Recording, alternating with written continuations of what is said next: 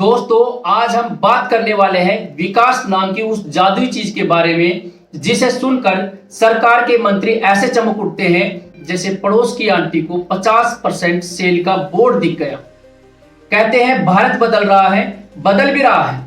कभी सड़क नदी में बदल जाती है, कभी पहाड़ मलबे में बदल जाता है और जनता जनता हमेशा वोट बैंक में बदल जाती है। आप सोच रहे होंगे कि ये सब मजाक है। अरे भाई, मजाक तो यही है कि 20 लाख करोड़ खर्च करके भी हालात ये है कि गुरुग्राम और दिल्ली बारिश में स्विमिंग पूल बन जाते हैं। तो कहानी शुरू होती है हरिद्वार के हर की पौड़ी से, जहां लोग जाते थे शांति और मोक्ष पाने, लेकिन अब वहां जाने का मतलब है रेलवे स्टेशन जैसी भीड़, अस्थि विसर्जन का लाइव शो। बारिश हो रही है, पहाड़ टूट रहे हैं, नदियां उफान पर है, लेकिन भीड़ कम नहीं, क्योंकि लोग वहां घूमने नहीं, अपने परिजनों की अस्थियां बहाने आए हैं।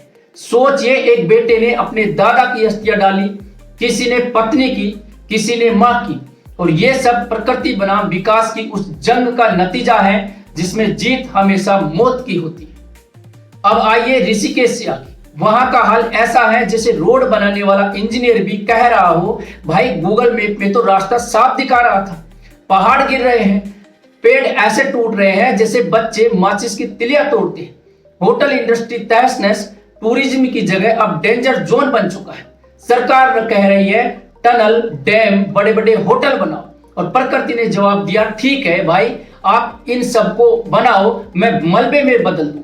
ये विकास नहीं, ये तो जेसीबी का full time job guarantee scheme है।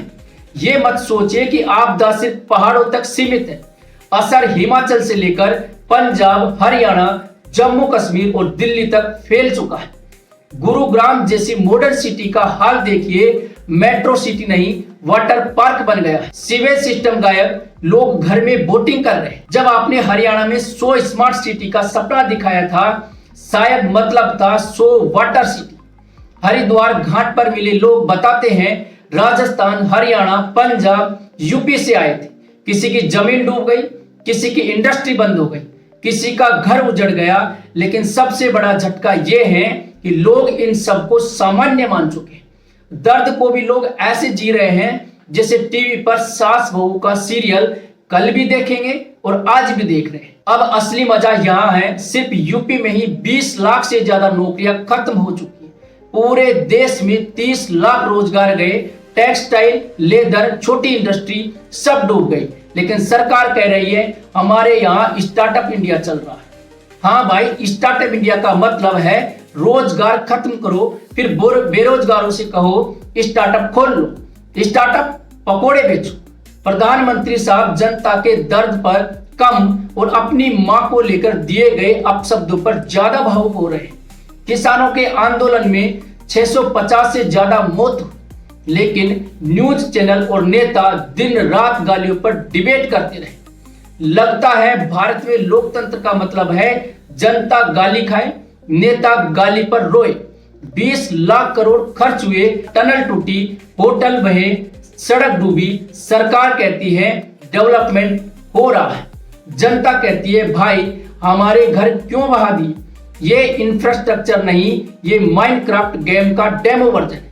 गुरुग्राम में लोग टोल रोड पर गालियां चला रहे हैं, लेकिन घर से निकलो तो सड़क पर नाव चाहिए।